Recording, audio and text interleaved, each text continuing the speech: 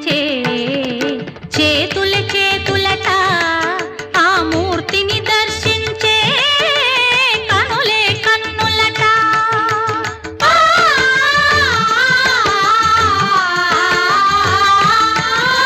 స్వామిని పూజించే చేతుల చేతులట ఆ మూర్తిని దర్శించే కనులే కన్నులట తన కథ వింటే ఎవరికైనా జన్మ తరించునట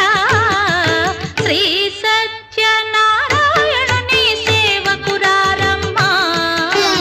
మనసారా స్వామిని కొలిచి